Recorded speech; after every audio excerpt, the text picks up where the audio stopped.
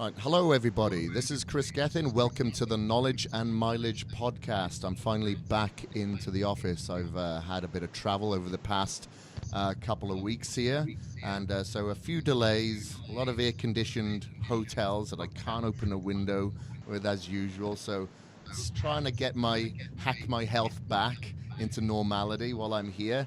And somebody who can definitely help us in that regards is a very, very special guest of mine today.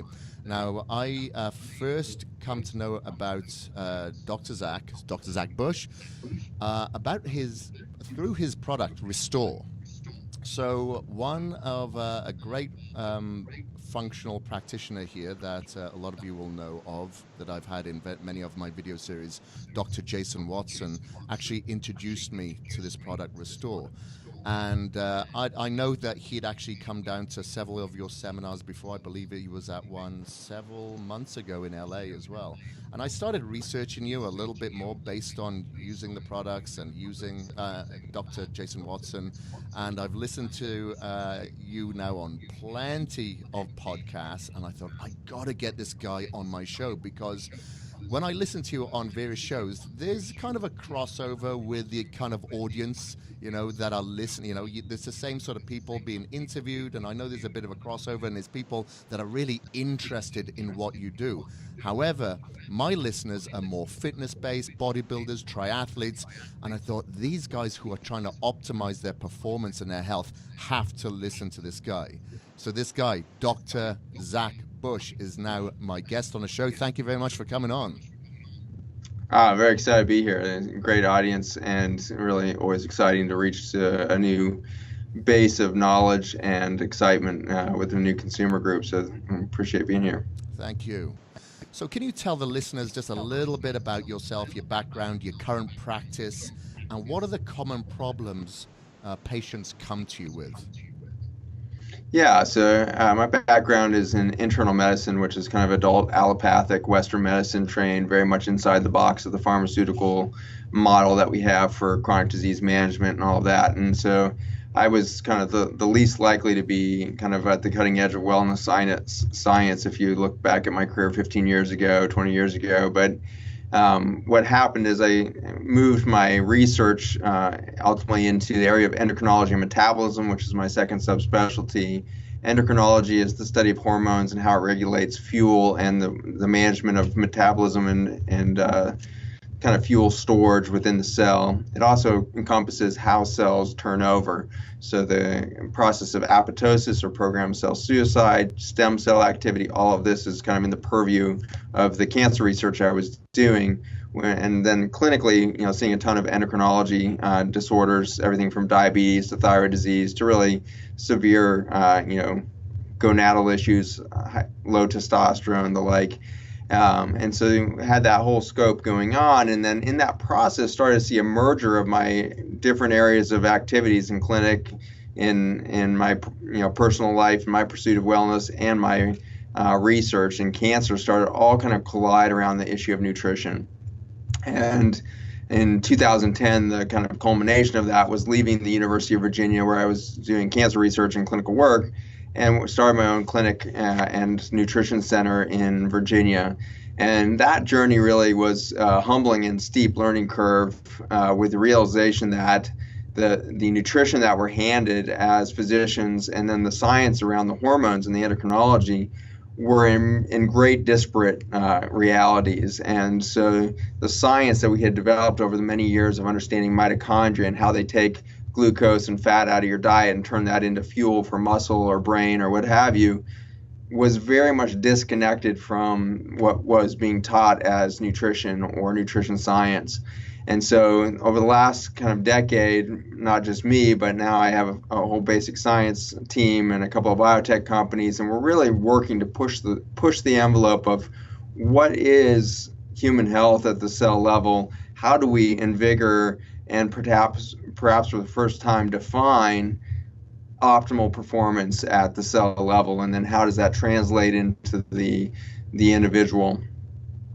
Right, okay, interesting. Very fascinating work. I bet no day is the same. It's always different and facing new challenges.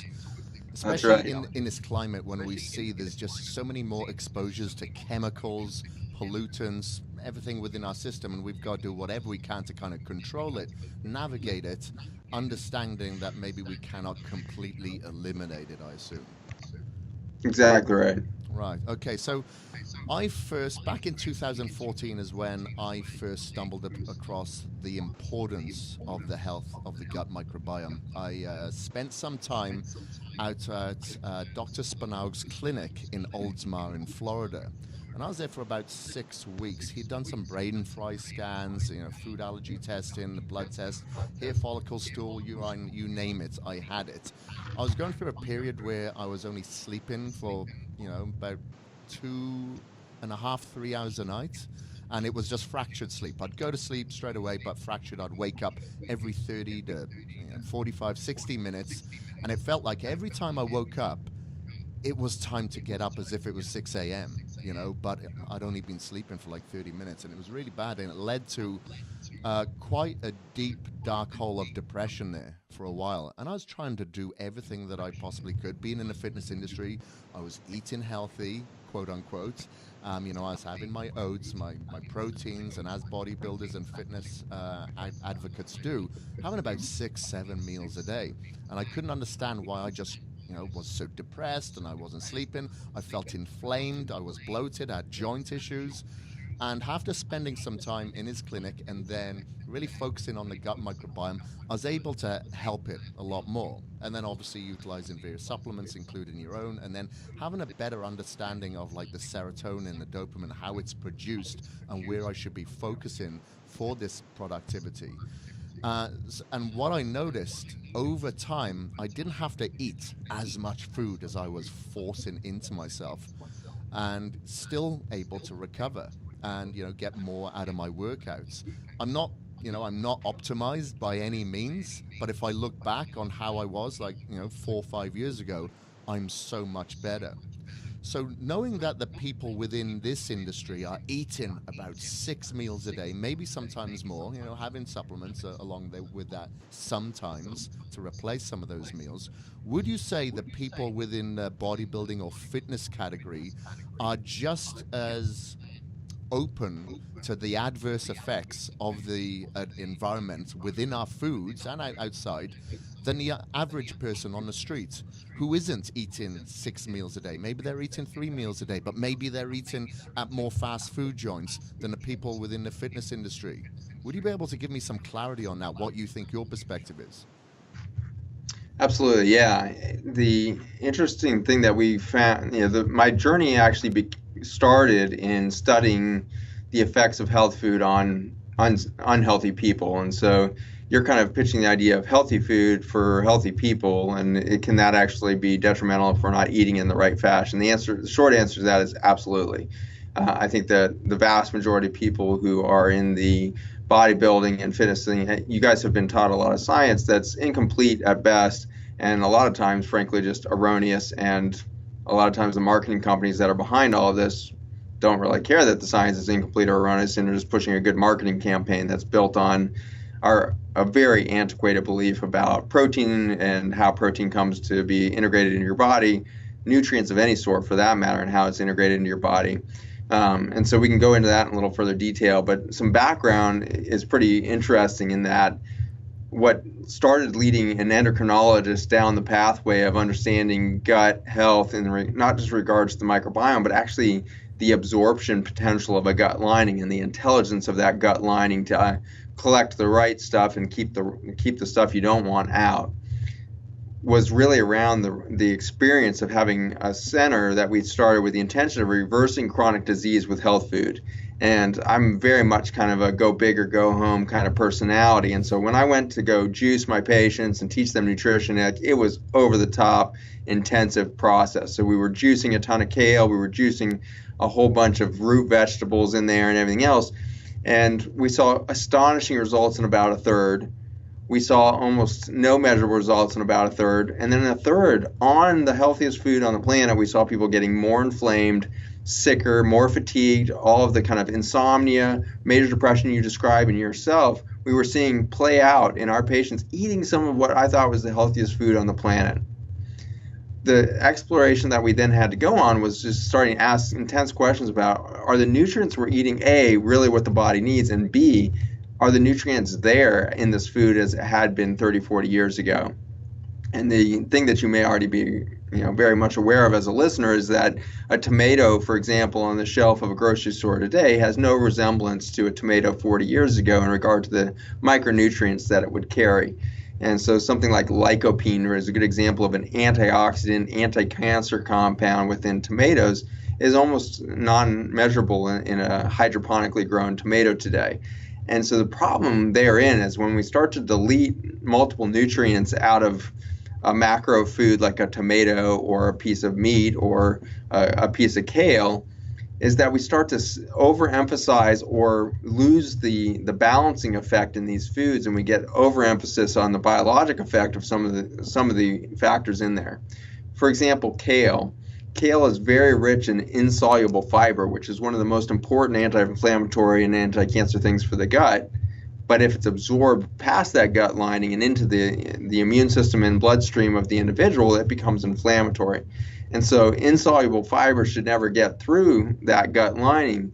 But as we start to develop this phenomenon of a drop in the microbiome and then the vulnerability and leak of the intestinal membrane, we start to be introducing all kinds of compounds, even from the healthiest foods on earth, into the immune system of the gut lining, which is about 70% of your immune system. In this way, what you experienced is very classic. You were loading with protein. You had a ton of what we would consider high density nutrition going into your body 6-7 times a day. Your immune system never got a break in that environment. And so not only was your microbiome under constant, energetic output and an effort to respond to these loads of protein, by the way, moves very slowly through the gut, whereas the complex carbohydrates, something like fruits and vegetables, will move very quickly through the gut and transfer. So if you have heavy protein going through 6 times a day, it's likely you have 2 or 3 meals actually traveling through the small intestine at any given time, 24 hours a day. That's an intense journey for your immune system if, in fact, your gut lining is not intact and your microbiome is deficient. So how did we get here? How did we start to get to a point where even health food in high doses could start to be harmful? It began with our antibiotic era, and so many of you are well aware that antibiotics are a very common play in your day-to-day interaction with doctors. The doctors are prone to prescribing them for everything from upper respiratory infections to chronic kind of lower respiratory bronchitis turning into pneumonia kind of stuff, to the urinary tract infections, to skin infections, to you name it. The antibiotic becomes kind of this quick and easy prescription to get from a doctor. Currently, physicians and practitioners in the United States are prescribing 833 prescriptions of antibiotics for every 1,000 persons. 833 for every 1,000. So some 83% of the population being exposed to an antibiotic on a yearly basis is a devastating reality to just our saturation. But the volume of antibiotic that we use in our animal production is actually 4-fold higher than the human consumption of antibiotics per year. And so the pork, beef, lamb, poultry that we eat is loaded with antibiotic that 4 times outstrips the amount that the humans are exposed to in a given year. You then go 10 times that much, at least, if not 100-fold, the amount of antibiotic when you look at our crops. It seems weird that we would be spraying our crops and soils with antibiotic, but in fact, that's been our practice since the mid-1970s. Monsanto became famous for this, but it's really every single chemical company in the world is now engaged in this agricultural business because it's such big dollars.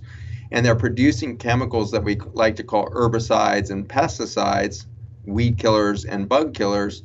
But in reality, what they're doing is, and patenting these things as antibiotics. And so they sterilize the soil, killing bacteria, fungi, parasites, and important organisms within the soil, which of course leaves the soil deplete or unable to pass nutrients into the plants that would grow in them. When the plants are deficient, then the livestock that we would raise on those plants or the humans that would consume those plants are inherently deficient in the same environment. Unfortunately, not only are we deficient in those nutrients, we're also getting residues of those antibiotics from our crop and animal production into our own food and water systems. Meaning that even if you've avoided doctors for the last few years, if you're eating American food chain food, you are literally eating glyphosate, which is the active ingredient in Roundup, in every bite of food. And that reality has led to this huge depletion of our intestinal flora. The vast majority of work that should be done in your gut as far as mobilizing nutrients for you is not done by a human cell. It should be done by bacteria and fungi. And so those kingdoms should be really responsible for A, detoxing our food, and then B, breaking them down and organifying the nutrients therein so that they would be bioavailable for your body. If we think through now the typical bodybuilder situation, you guys are encouraged to hyperfeed. What can happen over the course of years of doing this is that when you're taking 6 meals a day in that are high in protein through a gut that's increasingly exposed to herbicides and pesticides, regardless of what you're doing with your life, that reality means that with every passing year, your food is more and more likely to become acidic. And importantly, protein is the most likely to go to acid. Complex carbohydrates never convert acidic, they always go alkaline. The fibers never go acidic. Some of the plant-based proteins, the amino acids that you'd find in plants, are less prone to going to acids. Nuts, seeds, for example, the proteins in these are not going to move towards the acidic range like you will see with the meat and dairy industry. So the meat and dairy proteins are very prone to leading to acidification. Many bodybuilders that I know will emphasize beef and poultry as their main meats. It's important to realize that poultry in particular can be extremely detrimental in that it's got an enormous amount of arachidonic acid precursors. Arachidonic acid is the beginning point of the whole inflammatory cascade. If you have a super healthy gut and a super healthy immune system, you can tolerate that all day long without much of a problem. But the minute that you tip into a chronic kind of gut leak, gut inflammatory state, now every single bite of protein you eat that's coming from poultry is going to start tripping that arachidonic acid pathway, adding fuel to the fire of the inflammation underneath the surface now. Then the big meats, the darker meats, the things like the salmon, tuna, high on the food chain in the fish world, and then beef, you're looking at very high levels of an L-carnitine protein. L-carnitine selects for a very unique bacteria in the gut that can actually produce and encourage an inflammatory pathway. And so you can get gut inflammation just through the necessity to process L-carnitine, whether it's from salmon or beef, it doesn't matter. And so these realities that we're starting to learn is that while bodybuilders of the 1970s and 80s may have tolerated some of these diets that are now promulgated, the reality is in 2010, 2020, there's too much protein and not enough microbiome represented, and you're starting to get leak within the gut lining, and then you're pounding protein or acidity across that increasingly inflamed gut lining. The result is decrease in feed efficiency, which is exactly what you pointed to there. You said once you started getting healthy with your gut, you realized you could eat less and gain more. That is the equation of feed efficiency. We are doing huge studies right now up in Canada in the feedlots to see the same thing in cattle. We're taking 1,000-pound bulls that are, like at the top of their growth curve and performance, and we're putting them on dietary supplements similar to Restore. It's designed for the rumen gut, so it's got some different micronutrients in there. But nonetheless, what we see immediately happen, within hours of taking the first dose, you see these animals responding with improved feed efficiency, meaning they simply don't feel hungry for the same amount of food, and yet their weight doesn't drop. In fact, their weight improves with less food. Well, how is that possible, and why is that?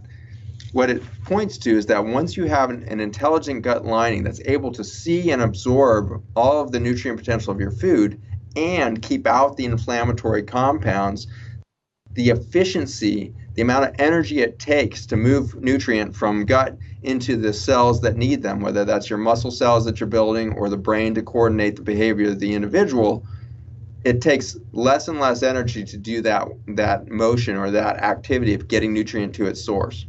As you get inflamed, as the gut leak happens, you may take so much energy to manage the inflammatory immune system mess going in your gut lining that you hardly get any nutrient benefit at all. There's no net positive energy despite the 6 meals a day.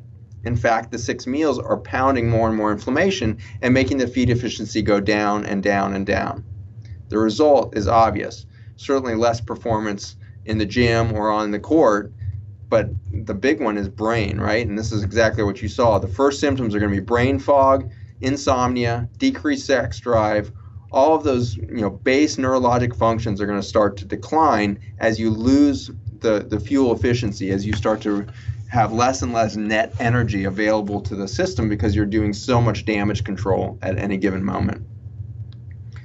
Let me give it a pause here. I know that was a hell of a lot of words. So you go ahead and ask some questions if you got any to clarify before I move on there. Like based on that, what you said, how it can affect you from a neuro standpoint. So would I be right in saying that would affect your hormones, your dopamine, your serotonin, your testosterone levels, all that need to be kind of optimized if you want to be physically and mentally optimized, even as a non-active individual? Spot on. So we've talked a lot over the last decade or so of the gut-brain axis, the understanding that the gut is really controlling a lot of the activities of the brain, to the point that in the last 8 years, 5 years, there's been a lot of talk about the gut being the second brain. Well, in the last few years, this has gotten to be such a pitch of an issue that we're starting, at least myself and my group, starting to drop the concept of the second brain and starting to see this as a complete continuum. The gut is the brain is the gut. The reason for that is the serotonin and dopamine that you just mentioned. It turns out that 90% of the serotonin produced in the human body is not produced in the brain. It's produced in the gut lining. This is interesting when you think about, the biology of eating and fasting and all these different things that play into your neurochemistry. But it's pretty scary when you think about the chemicals we're now consuming. The chemicals we're consuming in the forms of herbicides and pesticides and their residues in all of our food is that the first cells they're going to hit are the cells that are supposed to make the neurotransmitters. The very communication network of our neurologic system is being challenged by the residues of these chemicals in our food chain. So if you resonate with the story of depression, anxiety, sleep disruption, fractured sleep, insomnia, poor sex drive, all of these things, know that you're not alone. Know that it's actually probably not your body dysfunctioning. You're just running on fumes. You've got no fuel. You've got no communication network at the foundation. And that comes back to the reality that you're not in a food environment that's supporting the basics and fundamentals of life. Interesting. Okay. So what would we do to, obviously we look at the foods that we eat. I personally try to go for, humane raised. We have our own chickens. We have our own herb garden. We try to grow our own fruit and vegetables. Try to control it as much as we possibly can and go to the farmer's market. Would that be the step that the fitness active individual should go? Obviously, they're spending a lot of money on food as it is. Should they be trying to steer their way towards organic produce? And, if you go to, some health food chains, you've got a lot of canola oil, you've got a lot of soybean oil. You have to really navigate what you are choosing. But would that be the direction that the listeners should go towards? Yeah, for sure. I mean, the more organic we go, the closer we get to the soil, and our relationship to either the farmer or our own garden is going to increase the nutrient density of the food, the nutrient quality of the food, the nutrient variety of the food. And so all of those things are true. Where I would say that we could start even before we talk about what you put in your mouth, it's when you put it in your mouth. 6 times a day has never correlated with good health outcomes. Eating 6 meals a day is a setup for inflammation, ultimately kidney stress and vascular collapse that will mediate the drop in testosterone and all of the other growth factors. A body that's under stress does not want growth factors around. And so if you've ever been diagnosed with low testosterone or low growth hormone, as an endocrinologist or a hormone expert, I'll tell you that is not a primary endocrine problem. 9 times or 99 times out of 100, 9 times out of 10, 99 out of 100, you're looking at the reality that it's the stress of the individual that's leading to the compensatory reaction of less testosterone, less growth hormone. Why? Because your body knows that if a cell has inflammation, a growth factor means potential cancer. You don't want to push a growth factor on a damaged cell. In fact, you want to give space. You want to take energy level of all the other cells down so that there's energy to put into the healing process. Where I get nervous is when we start pounding our bodybuilders with hormones because their natural hormones have adapted to this dangerous inflammatory state of 6 high protein meals a day on top of the antibiotics and residues and chemicals and junk in their diet. They've got leaky gut, they've got inflammation, they're losing neurochemistry. And instead of saying, wow, we got to give your gut lining a break, we've got to really help give some support and relief to this fundamental, organic soil that your body should be growing from. Instead, we say, oh, you're just low in testosterone. Here's a growth factor. Here's testosterone, or here's growth hormone, or whatever have you. Now you've done the worst thing as a doctor. You've now accelerated the likelihood towards cancer and chronic inflammatory collapse. And so be cautious if you're being managed with hormones that was not in response to low hormones. If you had low hormones to begin with, that was for a reason. Low testosterone, low growth hormone, 99 out of 100, that's a symptom, not a cause. It's a symptom of a stressed, inflamed system. You need to back off on the nutrition for a little bit, give the gut rest, allow restoration to happen. And so I'd say before we focus in on, the organic garden and all of that stuff, I would think about intermittent fasting. Intermittent fasting is one of your best ways to give a break to the immune system and ultimately improve feed efficiency. And so if you were all to switch over from 6 meals a day to 2 meals a day with grazing in between and crunch all of your eating down from kind of your 7 a.m. to 10 p.m. range and scrunch all of that into noon to 6 p.m., that would be ideal.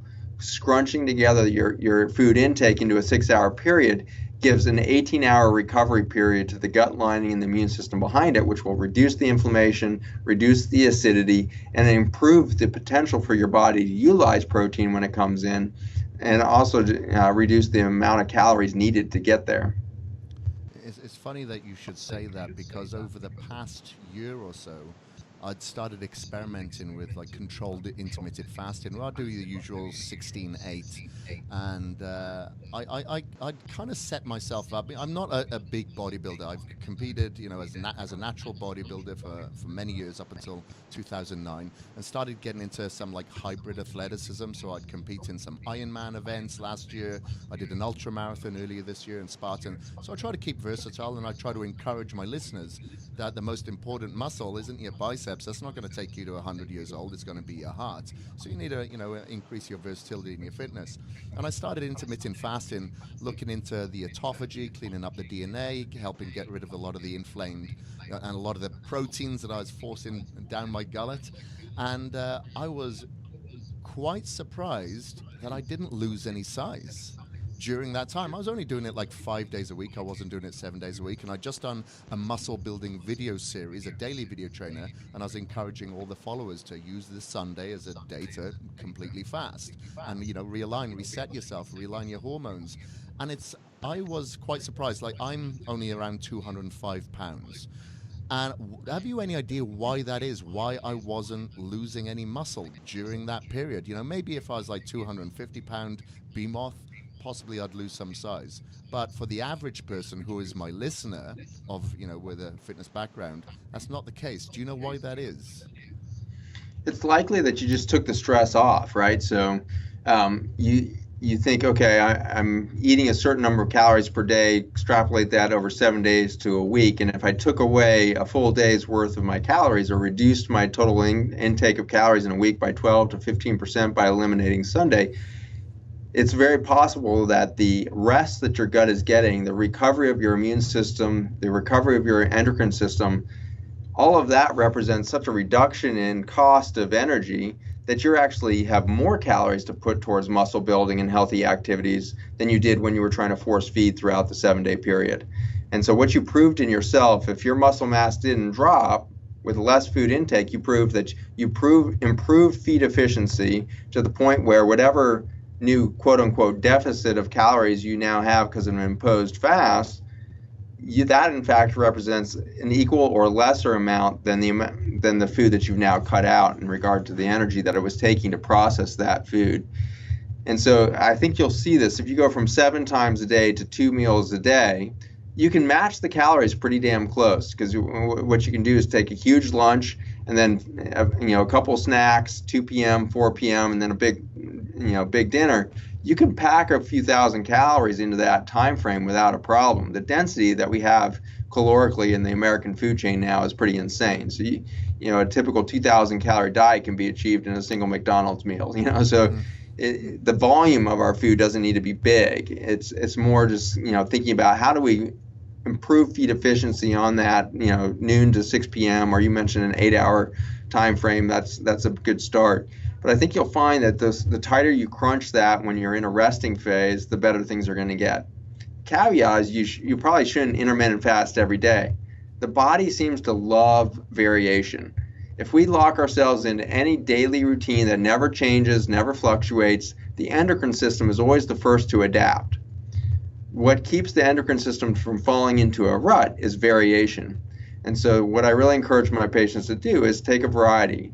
Have a grazing lifestyle where you eat a couple of big meals a day and then the rest of the day you're grazing on the things your body is calling for. It might be a bunch of alkalinizing cucumber slices or some sauerkraut and some fermented foods at different points in the day. Pepper in some variety throughout the day so you're kind of grazing on good stuff, and then you have a couple of, at the most, 2 intense meals.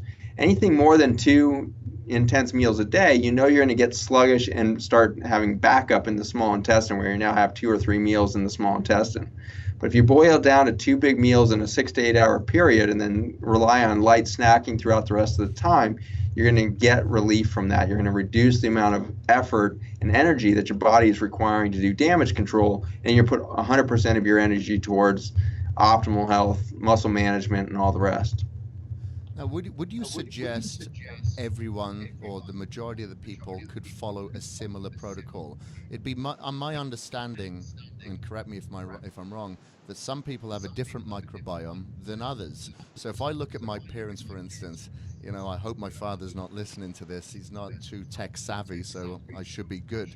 Like if I look at my mother, she's very slim, very slender. She can eat anything, and she feels good. She eats pretty good, but she doesn't get bloated or anything like that. Whereas my father, he's not a fat person by any means, but he's got a bloated, extended stomach, and he will have issues if he eats something, something heavy like a heavy protein. It can bother him for a little while, and he'll forget about it until he eats it again, like 5 days later or something. And he constantly seems to be battling some sort of microbiome issue.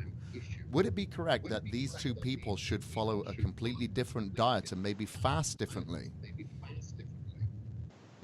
Yeah, there's a temptation to believe that every human probably needs a different diet. There's a temptation, there's been a lot of focus over the years on things like blood type diets and things like this. So there's a tendency for us to think, well, I don't thrive on that kind of food, so I must have a different gut. But the reality is our microbiome is super plastic. It can change day to day, week to week, minute to minute, depending on what our macro environment is. There's a great massive study going on for the last 8 years intensively, and the 8 years before that a little less intensively because the science tools weren't as good. But in the last 8 years, it's called the American Gut Program. It's a big nonprofit, and they've been really studying intensively the last hunter-gatherers on Earth, which are the Hadza tribe over in Kenya. And the Hadza people are still very much hunting and gathering where they'll binge eat. They'll find a big honey comb and a big hive, and they'll be eating honey as their exclusive nutritional intake for 5 or 6 days. And so they binge eat on these different macronutrients. Those people are so in touch with their larger ecosystem that their microbiome doesn't shift from meal to meal no matter what they eat. Their microbiome is always the same. They'll go and eat zebra for 3 or 4 days because they got a couple zebra when a herd came past their hunting grounds, and yet their microbiome doesn't shift. In contrast to that, an American who has almost no contact with their outer environment, so they have a very narrow ecosystem within the gut, now the food becomes the primary determinant of what is that microbiome going to be. And so in this way, Americans, I would say, or anybody living in a developed country where we live in drywall boxes called houses, we drive in plastic off-gassing cars, we work in cubicles of foam, and we're always in these artificial chemical environments. Our nutrition becomes paramount into determining what this microbiome is doing. So your father's microbiome is narrow and probably a little different than your mother's based on what he eats. And so he probably tolerates what he eats best because he keeps reinforcing the same microbiome by the food that he eats. So if he goes and tries to change to my diet or your mom's diet, he's going to have some bloating and sense of indigestion because he literally doesn't have the bacteria that should be there to digest because he's in an antibiotic environment and he's never encouraged or preserved the need for a diverse microbiome to treat or manage the diet that I eat. I switched from a meat and potatoes diet over to a plant-based diet in 2010. That journey was not pleasant in a lot of ways. I didn't at the time realize it was my diet change that put me through the huge roller coaster that I ended up going on. But it turns out that I had fainting spells and I had all this autonomic nervous system dysfunction. I mean, I was having weird stuff going on. I had paresthesias often where I'd be numb around my mouth, or the fronts of my shins would suddenly have kind of pins and needles and heat issues. Like, I was having weird symptoms, and in hindsight I was literally starving. I had made this switch to a diet that in some resort I felt a little better on in regard to maybe there was faster transition of my gut. I had certainly no constipation. I was having 2 bowel movements a day consistently for the first time. So there were signs that I had a happier gut, but I was having all this neurologic dysfunction and all this stuff because it took me almost a year and a half to develop the microbiome that's going to handle that plant-based diet well. That doesn't come overnight.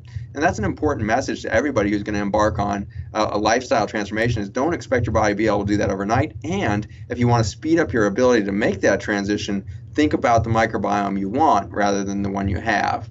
And so the ways to diversify that microbiome have to do, again, with this larger ecosystem. If you can be more like the African tribal guy who is breathing 1,000 different microbiomes in a day, he's got so much opportunity for diet there. He can eat anything and not have inflammation because he's got the microbiome to handle it. In the course of our day, we are very rarely surrounded by greater ecosystem stuff. And so you started the hour off by saying something about the fact that you're recovering from travel and you were in closed airplane spaces and hotel rooms you couldn't open the windows on. You described that collapse of the greater ecosystem around you, and I wouldn't be surprised if you felt some results from that in your health. You had less reserve, your immune system was more challenged. Yeah. Every time I travel, I come back. Sorry. Every time I travel, I can't wait to come back to get back into my normal ecosystem, my environment. Earth myself, put my feet on the grass, and have the windows open, maybe a humidifier or whatever, and just getting back into the routine. It'll take several days to get back into it. Getting them away maybe from all the EMF rays that are at the airports and everything. But I feel it. I go away and I kind of feel depressed. I call my girlfriend up. I'm like, I'm feeling depressed. It doesn't take long for me to get into it, but it doesn't take me as long to get out of it. Thankfully, I only travel for maybe a few days or a week at a time.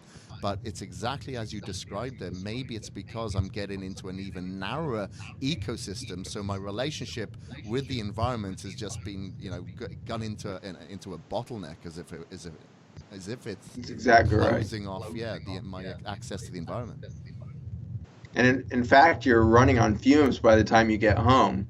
By the time you get home, your gut doesn't have the microbiome intelligence, and the gut is starting to leak, and so you're getting intestinal permeability. Every time we go out of a healthy environment, the amount of chemicals that we breathe is pretty extraordinary. We've sprayed so much Roundup, which is the primary weed killer on the planet now. The active ingredient in that is called glyphosate. We're spraying about 4 billion pounds of glyphosate worldwide per year. Some people say it's only 2 billion, but anywhere between, once you get into the billions of pounds, you've got a lot of chemical toxin. We spray 2 to 4 billion pounds of chemical toxin into our soils worldwide. What's resulted is that, unfortunately, that is a water-soluble toxin which gets into the air, because the water molecules ultimately evaporate and become the humidity in our air, and ultimately end up in our clouds and in our rain.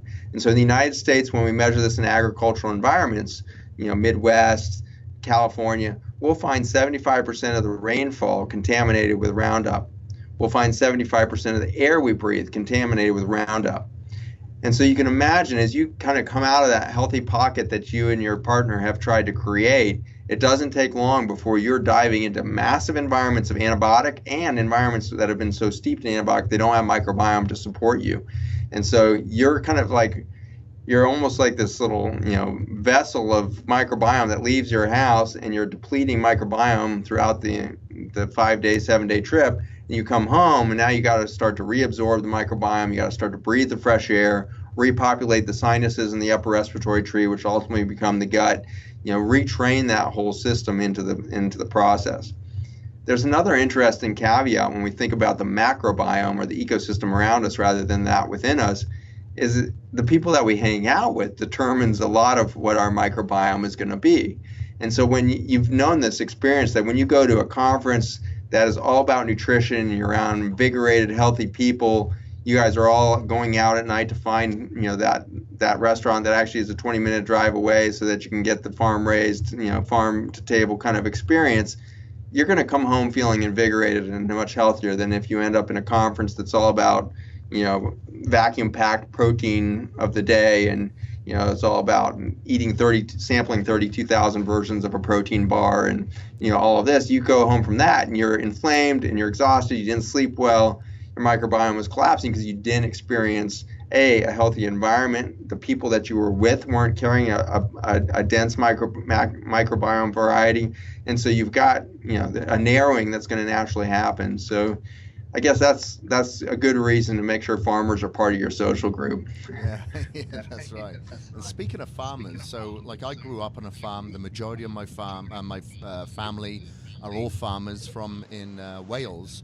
And one thing that I do notice, though, every time I go back to Europe and I go back to the UK and Wales, I don't feel as bad as I would traveling somewhere else.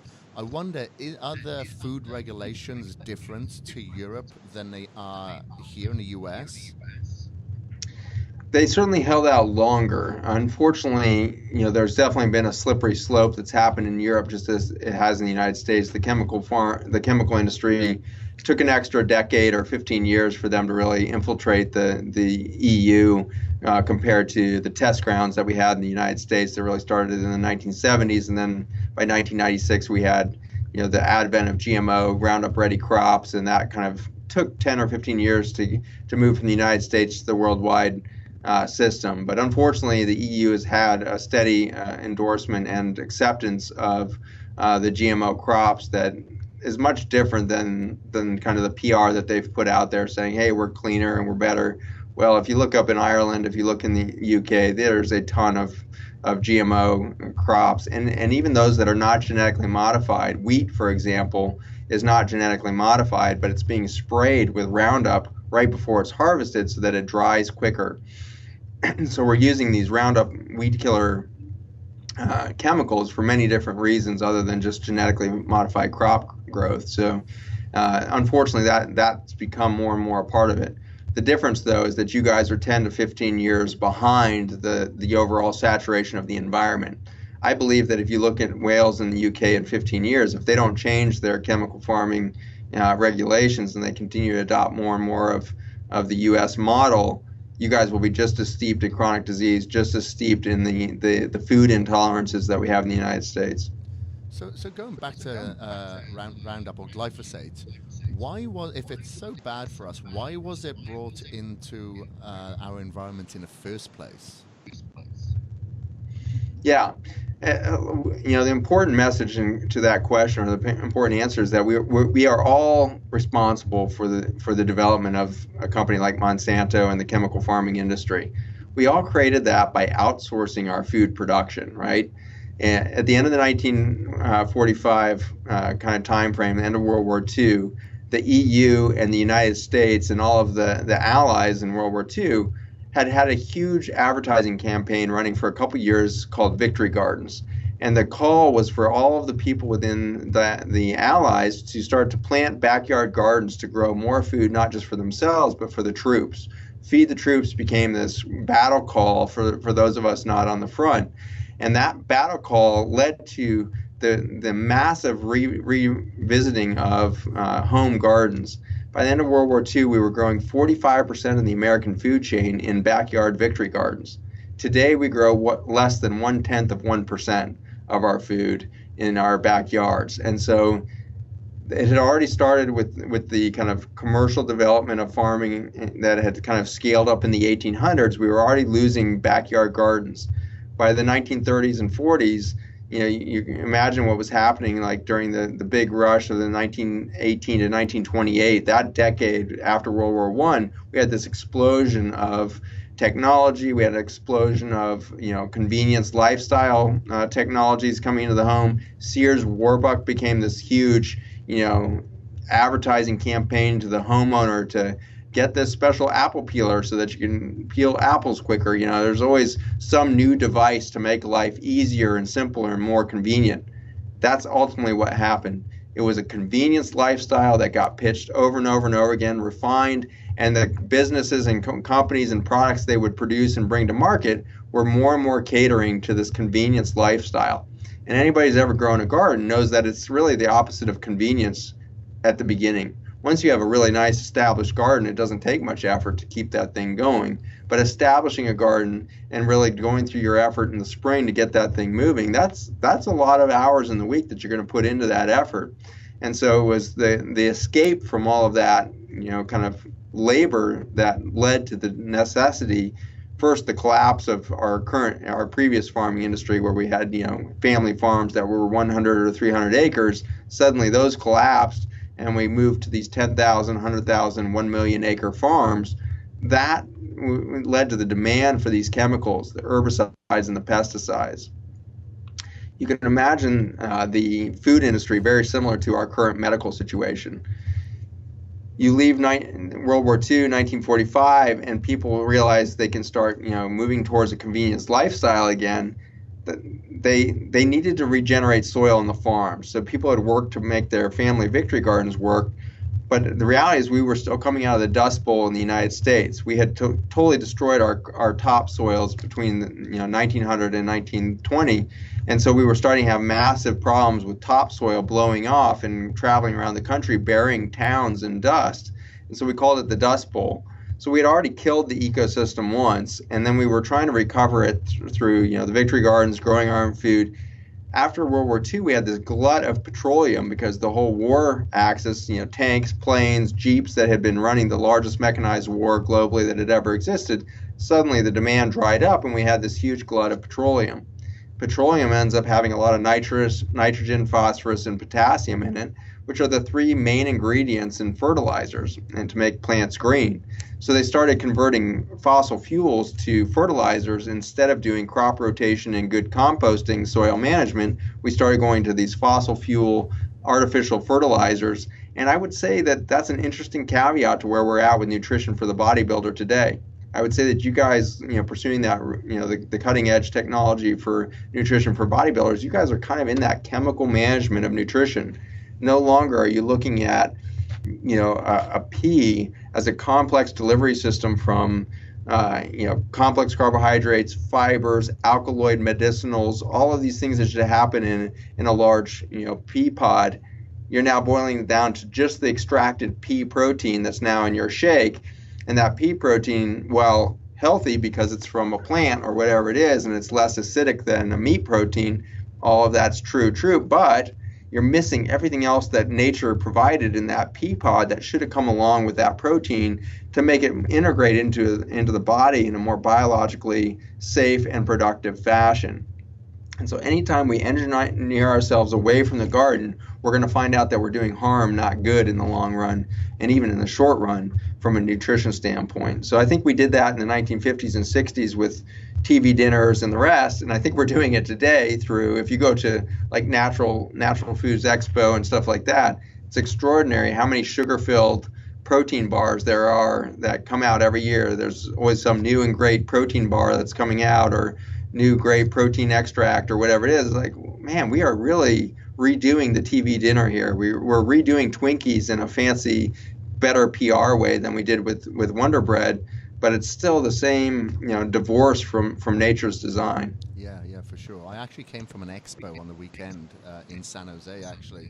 And yeah, the protein bars that are being handed out, people collecting them. A lot of the time, people are taking these supplements and they don't even know what they're taking. They're just taking it Yeah. because they saw it in an advert or their favorite athlete took it or whatever.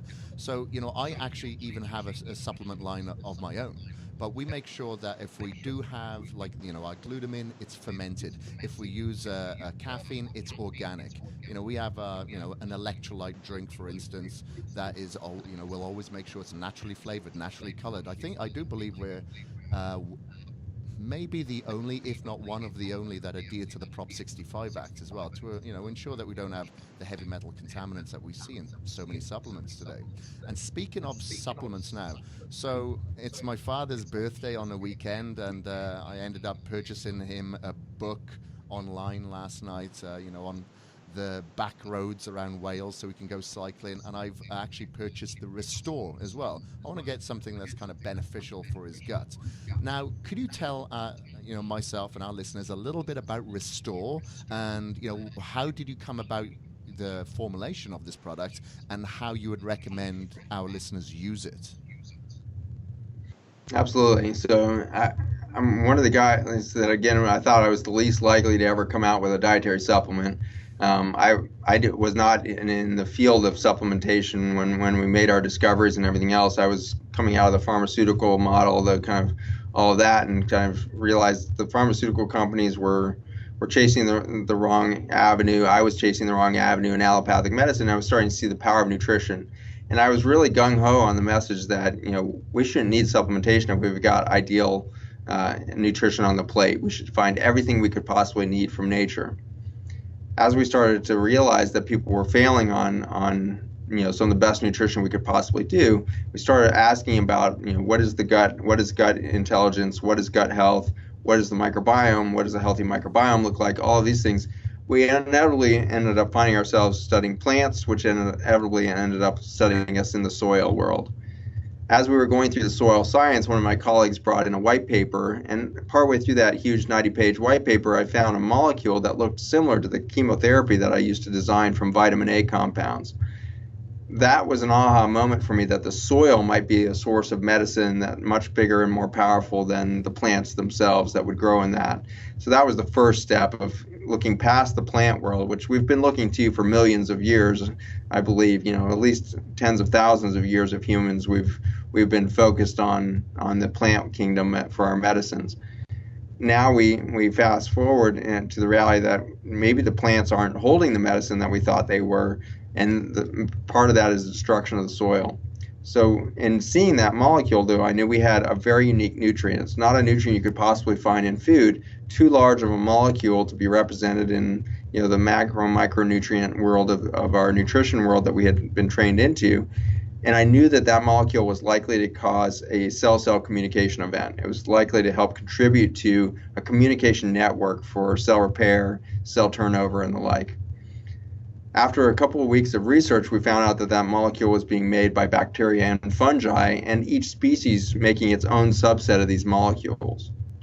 That was the kind of closure of the reality of why we were going to need to create a dietary supplement, is because the niches within that these were going to serve in biologically have been destroyed by our current chemical farming environment. And so as we fast forward now, we ended up creating the liquid supplement from fossil soils, capturing a super diverse ecosystem that frankly doesn't exist on the planet anymore, and taking samples not of the bacteria and the fungi, the parasites, the viruses, etc., that lived 50, 60 million years ago, but instead sampling their communication network and amplifying that through a liquefaction process. And so we liquefy these nutrients that function as a redox signaling molecule or communication network within the cell biology environment and put that back into humans in a liquid supplement. The journey has been extraordinary since that introduction. In 2012, we started using it in my clinics.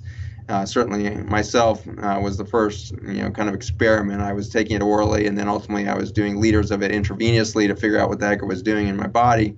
And in that journey, came to find out that I wasn't looking at a chemotherapy molecule. I wasn't looking at just a longevity molecule. I was looking at a foundational way in which the microbiome interacts with the human biology. What I mean by that is the way in which our cells regulate the repair process. Each human cell is equipped with all the machinery and the blueprints at the DNA level to build anything that the cell may need at any moment to heal. And if the problems really hit the fan and we have so much damage in the cell we can't repair, the cell has all the mechanisms to turn on apoptosis or cell turnover and call in a stem cell to replace the whole kit and caboodle. And so that reality of our capacity for regeneration is not showing up in our population. We've never had a sicker population. Western civilization as a whole, doesn't matter if you're US, EU, Canada, Australia, New Zealand, now China, all of these developed nations are seeing a steady collapse of human health. Kidney disease, cardiovascular disease, autoimmune disease, neurologic disease, all of them going up almost logarithmically now, decade to decade. All of that happening in the context of this belief system that somehow Western civilization and the convenience industrialization is a good way to go. So all of that said, what we found in the end is that the cellular communication that would encourage longevity through cell recovery and cell turnover is starting to go stagnant. It's sitting quiet because it doesn't have the information that the microbiome would provide. As we steep our soils and our air and our rainwater in chemicals that are antibiotics, we lose the microbiome. And losing the microbiome, we become deficient in the communication network that was represented in these carbon molecules from the soil. And in so doing, we lose our rate of repair. The exciting thing is we can accelerate that back up. We can get us back to this much, much faster state of repair. So what is this like? You said you just bought your dad a bottle of Restore. That Restore bottle has got trillions and trillions of molecules that do nothing on their own. And that's the interesting thing about Restore. It's probably the first supplement on the market that's trying not to do anything to anybody. It's simply providing the communication network to connect the dots between what your body knows it should do and what it can do. And so that is an interesting journey and differs greatly as to who's going to use that product. If you're already near optimal performance and you improve your communication, there's lots of benefits from a longevity standpoint, optimal performance and all that, but you may not sense it. You may not have the sensitivity to sense, not only am I started really good and now I'm better, might be a hard thing to sense. If your system's all shut down, and like your dad you mentioned has bloating and indigestion and problems with his gut and all this stuff, that guy's going to definitely shift. He needs microbiome. He needs the communication network of the microbiome. When you add back just the communication network within Restore, it's going to take him a process. He's going to now be on a journey of turning back communication. His body is suddenly going to realize, oh my gosh, we have damaged cells all over the place. We need to start mobilizing proteins. We need to start building fat barriers called lipid membranes. We need to start changing the channels that are put into the surface of those cells. His body may kick into a big kind of speed up or crisis of healing that may be too much for him to handle. So we see that whole gamut of people who hardly sense the addition of the supplement to those that are overwhelmed by the experience of turning back on the communication network. And so each person we really encourage to listen to your body and utilize the supplement to your own capacity or rate of improvement. If it feels like too much, just back down. And we have a lot of people with really messed up guts, autistic children. We have tens of thousands of autistic children around the world on this product now, and they have a very classically screwed up gut. And they can be super, super sensitive to it. So it might be just 3 drops or 6 drops is enough to start them down the journey of reconnecting not only their gut-brain axis, but all of the stuff that needs to be repaired in the system that's had screwed up microbiome, leaky gut, overwhelmed immune system. So titrating or helping your dad understand, hey, take the recommended amount. If it feels like too much, just back down to a few drops or quarter the amount, whatever it is, and you'll see that success happen. And it's fascinating. A good way to... Sorry. No, You go were ahead. talking about like the gut. For instance, I'm getting this for the purpose of my father's digestive issues and all that sort of stuff. But it can actually help with the neural pathways as well. You're talking about, the autistic children that you're helping. Like, there's a lot of people. If you look at the functional disorders, the brain disorders that are increasing over the years, whether it's bipolar issues or autism or depression, it's skyrocketing. And obviously this has got to be something to do with our environment, what we're eating, our exposure to possibly EMFs, our blue lights, etc., etc. So this is going to be just as important for that neural pathway, is my understanding, because that's going to feed through the gut, being that second brain to feed your neural pathway of the brain, correct? You're absolutely right. You're absolutely right. And it's very common for people who will start Restore. They think, oh, my digestion is going to improve first because it's a gut health supplement. Well, actually, the very first symptom that we expect to improve is mental clarity, improved sleep quality, less mood lability where you're kind of depressed and then you're kind of on and then you're depressed and you're on. Less of that mood lability as you start to stabilize the gut membrane. What Restore does under the microscope is pretty profound. As soon as you add this to the small intestine or colon, you see a very rapid increase in the production of the proteins that hold the gut lining together. These Velcro-like proteins are called tight junctions. It turns out this is ground zero for the glyphosate chemical we've been talking about in Roundup, or the weed killers and herbicides. We are eating Roundup, which blows apart the Velcro and creates the leak. As soon as we put the communication network back into play from the bacteria and fungi, the human cell starts producing at a very rapid rate and integrating the Velcro back into the membrane, so you get this intelligent barrier system of the gut back very quickly. Even within hours, we see this shift happen, but certainly within 6 days, you've got a radical change of the Velcro type connectivity in the gut lining. The result is that all of those cells now in touch and communicating can do what they do best. The barrier cells within that gut lining are going to absorb nutrient and keep out the bad stuff more effectively. But the 15 to 30% of those cells that are actually endocrine cells that are making your neurotransmitters, the serotonin and the dopamine, are also going to be better in touch with one another and the endocrine neurologic system behind it. So you're going to get a much better translation between production of neurotransmitters and their translocation up into the central nervous system and beyond. And so that is an exciting reality of this supplementation, is that this isn't about gut. It's not just about brain. It's not just about gut or brain. It's about the whole continuum of health, microbiome impacting the neurologic system of the immune system, both simultaneously in the body. So your body should be able to, reinstate barrier systems that will reduce inflammation, not because Restore is an antioxidant. It's not. It actually turns on the body's own antioxidants. Glutathione is the main one. And so we see an 800 to 1,000% increase in glutathione from those gut cells alone. And so if you take a glutathione supplement, it might take 4 minutes for that to clear from your bloodstream. And the rest of the day, you still have the same amount of glutathione, because most glutathione is produced, well, all of it should be produced in the human body. And so when you turn on your endogenous production of neurotransmitters and antioxidants and everything else, you simply are manufacturing and building a healthier body. That healthier body is not actually coming from the bottle. Picture it very much like your cell phone for a minute. This might be the easiest way for you to describe this to your father or somebody who hasn't listened to your entire podcast. Restore is very much like the cell phone tower. Your cell phone is an individual little cell that is floating out in space, and it's not connected to anything but for the wireless communication network. The computer within your cell phone has a transmitter and a receiver to be able to take calls from all over the world at any given moment. However, if you're further than 7 miles away from the nearest cell phone tower, you suddenly lose signal. Your cell phone, even though it's not broken, is rendered useless as a communication tool. The result is that the software therein, if it can't get in touch with the mothership, starts to degrade. You start to get fractionation of the drive. You start to get apps that aren't updating. Your mapping network can't find itself, and suddenly your cell phone's rendered useless. That's what's happening in the modern day human body. All the cells are becoming isolated because the wireless network from the bacteria and the fungi is going down. Every time we consume antibiotics, every time we lose microbiome, we lose this wireless communication. So what is Restore? It's the wireless communication network that tries to do nothing in and of itself.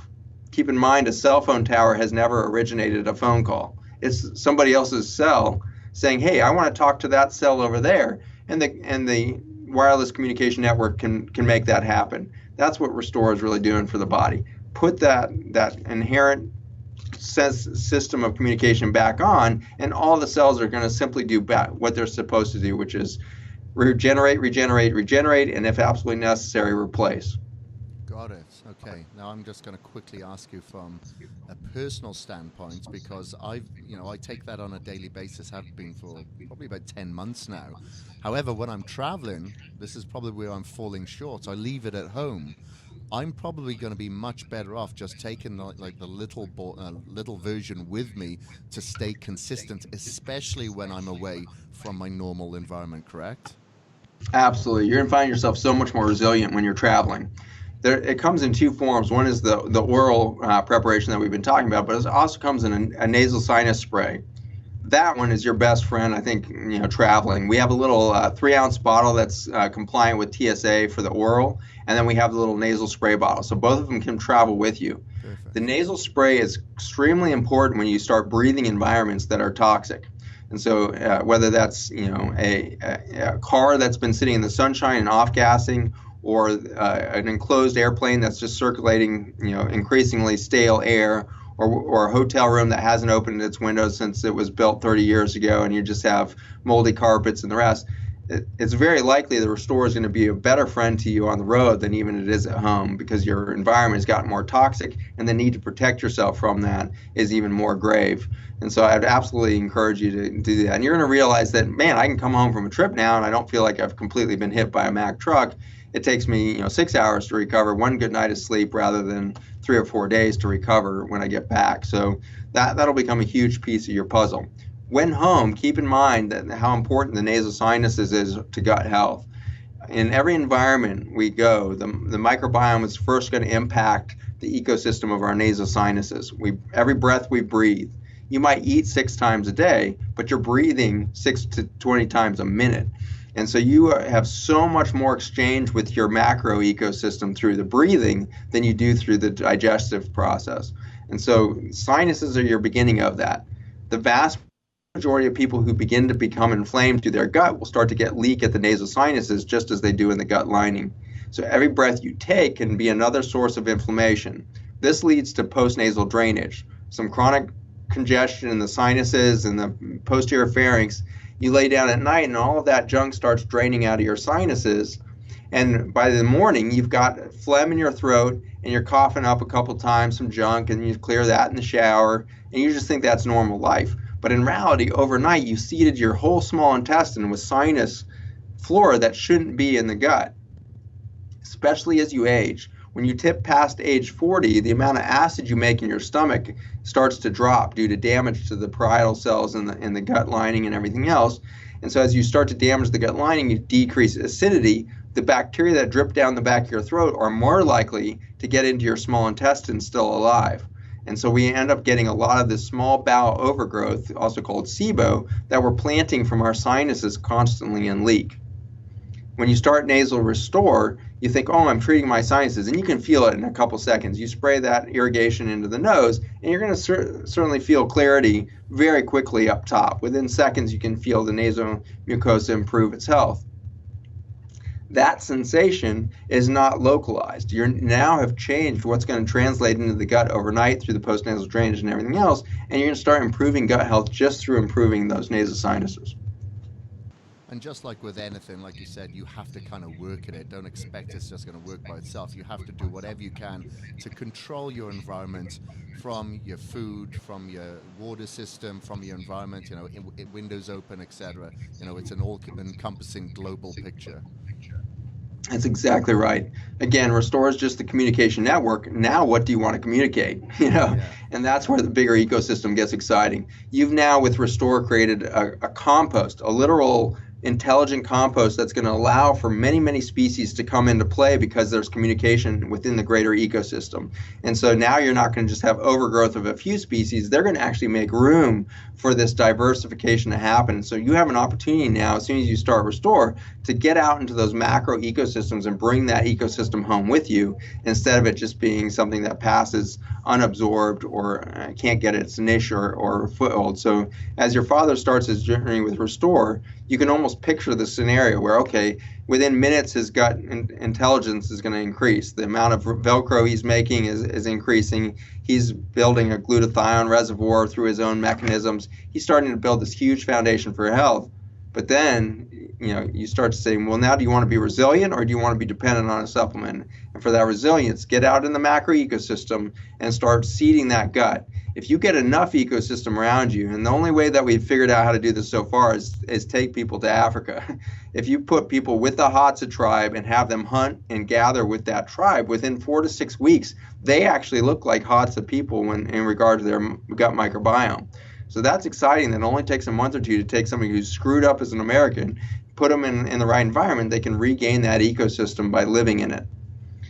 And so that's my excitement, is what if we could get the whole world back to realizing that we should not spray a single molecule of herbicide, pesticide. We need to instead be focused on soil health so that weeds and pests are not an issue, because all the plants have healthy immune systems and they don't need support from chemical fertilizers and chemical herbicides and pesticides. We turn them into an organic, verdant, regenerative soil culture. We're going to see a huge explosion of health at the soil plant level. And then as human beings, we start to realize, man, we need to back off on things like non-steroidal anti-inflammatories. We need to back off on alcohol. We need to back off on these other toxins that we consume that damage the gut lining and increase the intelligence of the gut lining. We need to get out in the macro ecosystems. Like you said, get the windows down when you drive. Get out into the larger ecosystems on the weekend. Go mountain biking in the jungle. Go mountain biking down the desert pathways. Get out in those macro environments as often as possible for variety. Great advice, and I feel like we could speak for hours and hours here, and I feel like we just scratched the surface. And just for all my listeners here, thank you very much, Dr. Zach Bush. In my show notes here, I will be putting a link to Restore, and for a very short time period, you can actually get a 20% discount. So in the show notes, I'll put the code there, I'll put the link. You can check out Restore. Like I said, I've been taking it for about 10 months myself, and I encourage you to check it out. And Dr. Zach Bush, really, from the bottom of my heart, thank you ever so much for this information. I'm sure this will be a huge eye-opener for my listeners, and hopefully we can restore their health as well with this new environmental change that we can place upon them. So thank you very much. I appreciate it. All right, go get it, guys. Thanks for having me on. I appreciate it. Thank you.